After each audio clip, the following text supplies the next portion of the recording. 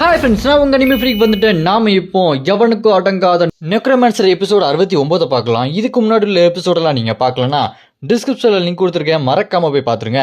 சரி வாங்க நம்ம இந்த எபிசோடுக்குள்ளே போகலாம். அதுக்கு முன்னாடி போன எபிசோட் கடைசியில் நம்ம ஹீரோ டிராகன் கார்டுக்கு டாட்டா பாய் பாய் சொல்லிட்டு கிளம்பணும் போகும்போது அந்த காட் ஆஃப் கிரியேஷன் முதுகு வழியாக குத்தி நெஞ்சு வழியாக கையை வெளியெடுத்துருவா.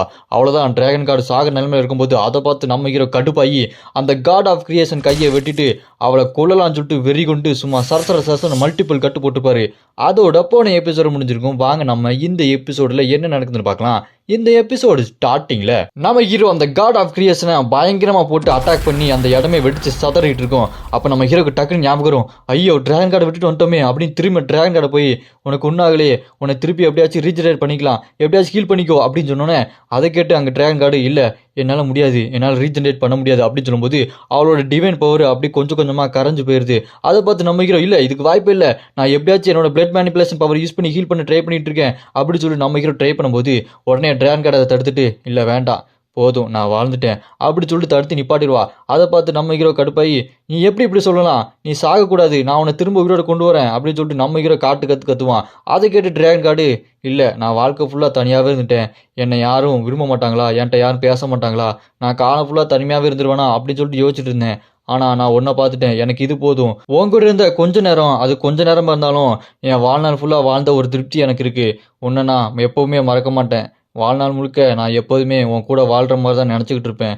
இப்போ நான் இங்கேருந்து போகிறேன், ஆனால் ஒன்று என்னோட ஞாபகத்தை எல்லாமே நீ எடுத்துகிட்டு போய் அங்கே இருக்கிற டிராகன் கார்டுக்கு கொடுத்துரு, நீ தான் என்னோட ஃப்ரெண்டு அப்படின்னு சொல்லிட்டு அந்த டிராகன் கார்டு அப்படி எமோஷனலாக இறந்து போயிடுவாங்க, காத்தோட காத்தா கரைஞ்சு போயிடுவாங்க. அதை பார்த்து நம்ம ஹீரோ இல்லை ஏன் அப்படி நடந்தது, அவள் செத்துருக்க கூடாது, காட் ஆஃப் கிரியேஷன் தான் அதுக்கெல்லாம் காரணம்னு சொல்லிட்டு நம்ம ஹீரோ கடுப்பாக இருக்கும்போது அந்த காட் ஆஃப் கிரியேஷன் டக்குன்னு அங்கே வந்து நிற்பா. அவன் நம்ம ஹீரோ பார்த்து நீ எனக்கு தேங்க்ஸ் தானே சொல்லணும், அதை விட்டு என் கையை வெட்டுற, பத்தாதிக்கு எனக்கு கொள்ளணும்னு சொல்லிட்டு மல்டிபிள் கட் அட்டாக்லாம் போடுற, இதெல்லாம் ரொம்ப தப்பு, அவள் ஒருத்தி தானே மிச்சம் இருக்கா, அவளையும் கொண்டுட்டா நம்ம வேலை மிச்சம் தானே அப்படின்னு சொல்லிட்டு காட் ஆஃப் கிரியேஷன் நம்ம ஹீரோ பார்த்து நக்கலாக பேசிகிட்டு இருக்கும்போது அதை கேட்டு நம்ம ஹீரோ கடுப்பாகி நீ ரொம்ப ஓவராக பேசுகிற, இப்போ நான் என் கையாலே உன்னை கொல்ல போகிறேன்னு சொல்லிட்டு நம்ம ஹீரோ செம்ம கடுப்பில் அவளை அட்டாக் பண்ணுறதுக்கு ரெடியாக இருப்பார். அதை பார்த்துட்டு அந்த காட் ஆஃப் கிரியேஷன் நான் என்ன சும்மா எல்லாத்தையுமே அட்டாக் பண்ணிட்டு இருக்கேன் நினைக்கியா, பாரு எல்லா கடவுளோட மந்திர பொருட்களையும் நான் எடுத்துகிட்டு வந்துட்டேன், பாரு எவ்வளோ பொருட்கள் இருக்கு பாரு, இதெல்லாம் சும்மா வந்துருமா என்ன, அவங்களெல்லாம் கொண்டாதான் நம்மளுக்கு கிடைக்கும் அப்படி சொன்னோன்னே அதை கேட்டு நம்ம ஹீரோ இன்னும் செம்ம கடுப்பு ஆகிட்டே இருப்பாரு.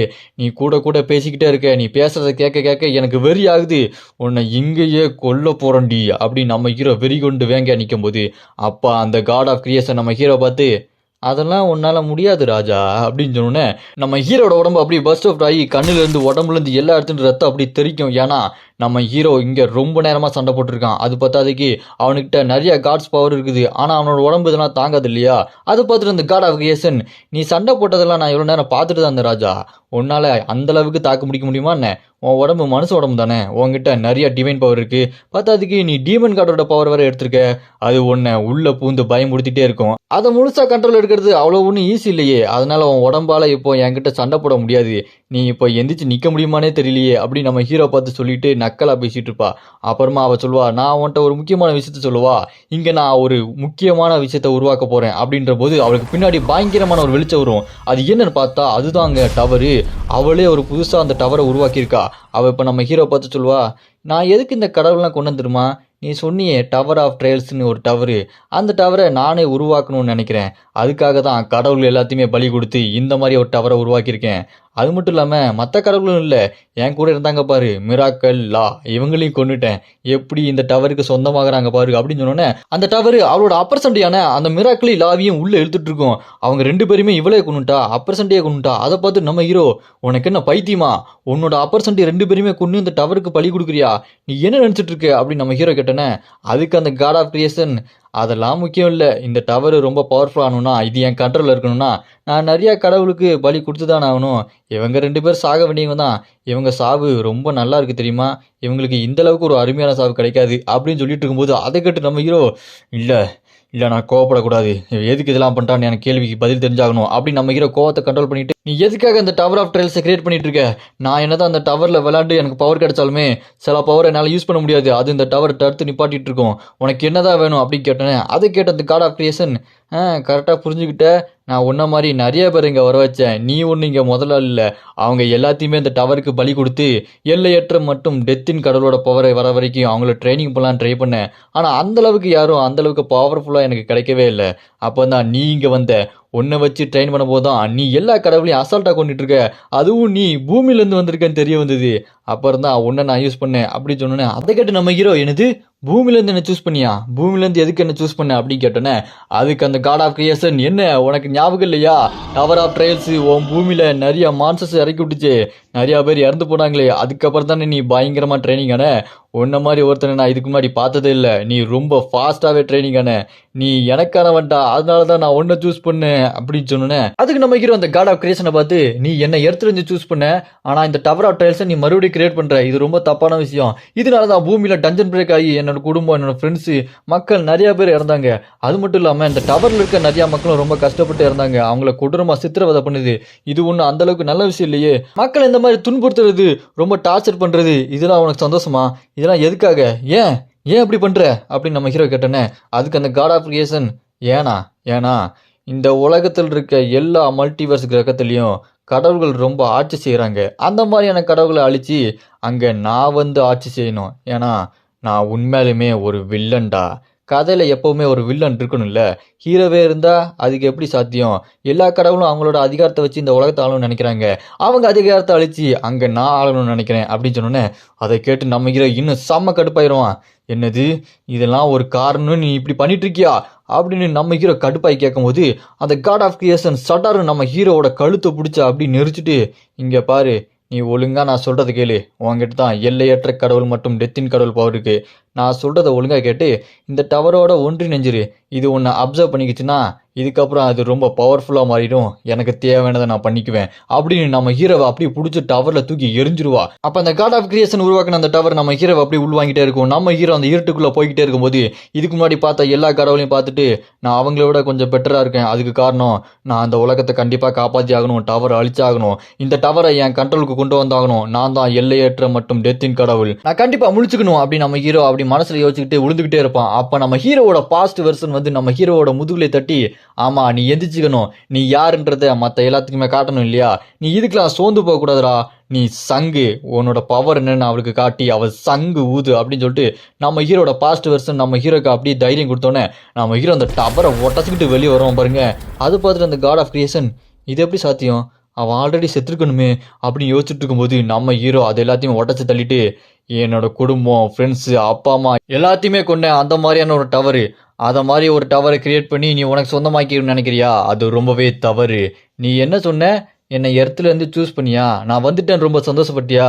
நீ சந்தோஷப்பட்டதுக்கு நான் உனக்கு ஒரு பரிசு கொடுக்குவா அப்படின்னு சொல்லிட்டு நம்ம ஹீரோ அந்த டவரை கையாலே அடித்து நொறுக்கிட்டே சொல்லுவார், இந்த மொத்த டவரையும் நான் அடித்து நொறுக்கிறேன், அதுதான் நான் உனக்கு கொடுக்க போகிற பரிசு அப்படின்னு சொன்னோன்னே, அதை பார்த்துட்டு அந்த காட் ஆஃப் கிரியேஷன், இங்கே என்ன நடக்குது, என்னால் ஒன்றுமே புரிஞ்சிக்க முடியலையே அப்படின்னு சொல்லிட்டு அப்படி உறைஞ்சு போய் பார்த்துட்டு இருப்பா. நம்ம ஹீரோ அவரோட பவர் டிராகன் கார்டை யூஸ் பண்ணி ஃபோர்ஸ்ட் ஆக்சிலரேஷன் அந்த பவர் யூஸ் பண்ணி நம்ம ஹீரோ செம்ம ஸ்பீடாக அந்த டவர் அழிக்கலான்னு போய்கிட்டு இருப்பாரு. அதை பார்த்து அந்த காட் ஆஃப் கிரியேஷன், இல்லை அதை பண்ணிடாத, நிப்பாட்டு, ஏன் இப்படி பண்ணிட்டு இருக்கு அப்படின்னு சொல்லிட்டு கத்திக்கிட்டு இருப்பா. நம்ம ஹீரோ அதெல்லாம் கண்டுக்காம அந்த டவருக்குள்ளே பூந்து அங்கே இங்கே சைடில் எல்லா இடத்துலையும் அடிச்சு நொறுக்கிட்டு அப்படி மேலே போய்கிட்டே இருப்பார். அப்புறம் கடைசி அங்கே உச்சிக்கு போய் கீழே அந்த உச்சிலேருந்து அடிச்சு நொறுக்கலான்னு கையை முறுக்கிட்டு வருவார் பாருங்க. இதுதான் ஆரம்பம். இதுக்கப்புறம் இந்த மாதிரியான டவர் உருவாகவே கூடாது அப்படின்னு நம்ம ஹீரோ அவள் கிரியேட் பண்ண அந்த டவரை சும்மா அடிச்சு நொறுக்குவார் பாருங்க.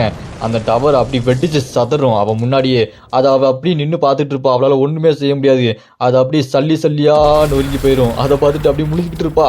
நம்ம ஹீரோ அந்த இடத்தையே சும்மா பிரகாசமாக்குவார் அந்த டவரை வெடிச்சு சதறது மூலமாக. அப்புறமா அந்த டவரை அப்படி சொல்லியாக நொறுங்கினதுக்கப்புறம் அதை பார்த்துட்டு அவள் முடிச்சுக்கிட்டு இருப்பா.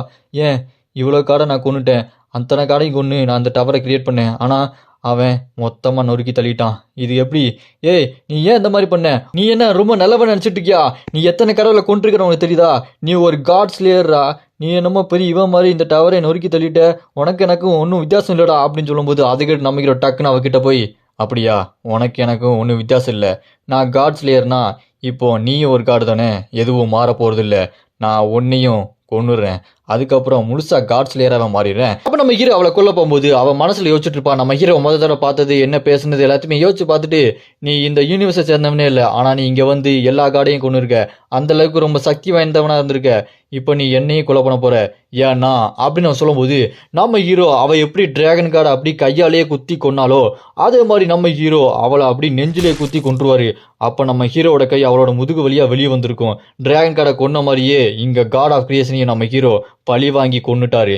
அப்போ அந்த காட் ஆஃப் கிரியேஷன் நம்ம ஹீரோவை பார்த்து, ஏன்னா நாங்கெல்லாம் பொய்யானவங்க, நீ தான் உண்மையான ஒருத்தன் அப்படின்னு சொல்லிட்டே இருக்கும்போது நம்ம ஹீரோ அவளை அப்படி தூக்கி எரிஞ்சிருவாரு. அவள் பறந்து போய் விழுவா, சாகர நிலமையில இருப்பா. அப்போ நம்ம ஹீரோவை பார்த்து, நீ நான் உருவாக்குன டவர் ஆஃப் ட்ரையல்ஸை அழிச்சு நொறுக்கி தள்ளிட்ட, ஆனால் நீ இப்போ ஒரு டவர் ஆஃப் ட்ரையல்ஸில் மாட்டியிருக்க பார்த்தியா, அதனால தான் நீ இங்கேயே வந்திருக்க. நீ அந்த டவர் ஆஃப் ட்ரையல்ஸ்லேருந்து எப்படி தப்பிப்ப, உன்னால் அதுலேருந்து எஸ்கேப் ஆகவே முடியாது. அது உன்னை வச்சு விளையாட தான் செய்யும். அது என்ன சொல்லுதோ அது மட்டும் தான் உன்னால் பண்ண முடியும். நீ எப்போவுமே அந்த டவர் ஆஃப் ட்ரையல்ஸில் ஒரு பொம்மை தான். நீ இந்த டவர் ஆஃப் டைல்ஸ் அழிச்சனால பெரிய ஆள் கிடையாது. நான் தோத்ததை என்னால் ஒத்துக்கவே முடியாது, நான் சாக மாட்டேன், எனக்கு இந்த சாவு இருக்கவே கூடாது அப்படின்னு சொல்லிட்டு அவள் கத்திக்கிட்டே செத்து போயிடுவா. காத்தோட காத்தா கரைஞ்சு போயிடுவா. அவள் போனதுக்கப்புறம் நம்ம ஹீரோ அவளை பார்த்து, அவள் சொன்னது என்னமோ உண்மைதான், இந்த டவர் ஆஃப் ட்ரையல்ஸ் என்னை கட்டுப்படுத்த ட்ரை பண்ணிட்டு இருக்கு, ஆனால் அதில் என்ன ஒரு வித்தியாசம்னா, இந்த டவர் ஆஃப் ட்ரையல்ஸில் நான் கட்டுப்பட மாட்டேன். ஒரு நாள் இந்த டவரை அடித்து நொறுக்குவேன். இவ உருவாக்கின டவரை எப்படி அடிச்சு நொறுக்கணும்னோ அதே மாதிரி நான் இருக்கிற அந்த டவரை அடிச்சு நொறுக்கி மொத்த டவரையும் அழிச்சு காலி பண்ணிடுவேன். இந்த உலகத்துல டவர்னு ஒன்று இருக்கவே கூடாது. அந்த மாதிரி நான் ஒன்று பண்ண போறேன், இந்த டவரை வச்சு செய்ய போறேன் அப்படி நம்ம ஹீரோ வெறி கொண்டு முறைச்சிக்கிட்டு டெரரா இருப்பான் பாருங்க. அப்ப நம்ம ஹீரோக்கு ஸ்கிரீன் பாப்பா அந்த டவர் சொல்லும், வாழ்த்துக்கள், நீங்க 36வது டவர் ஆஃப் ட்ரையல்ஸ் ஃப்ளோரை முடிச்சுட்டீங்க அப்படின்னு டவர் நம்ம ஹீரோக்கு சொல்லுவோம். நம்ம ஹீரோ ஒரு வழியா அந்த 36வது ஃப்ளோரை முடிச்சுட்டாரு. இதோட இந்த எபிசோடு இங்க முடியுது. அடுத்த எபிசோட நான் ஆல்ரெடி அப்லோட் பண்ணிட்டேன், டிஸ்கிரிப்ஷன்ல லிங்க் கொடுத்துருக்கேன், மறக்காம போய் பாத்துருங்க. இந்த வீடியோக்கு மறக்காம லைக் பண்ணி சப்போர்ட் பண்ணுங்க. உங்க ஒவ்வொரு லைக்கும் எனக்கு ரொம்பவே முக்கியம்.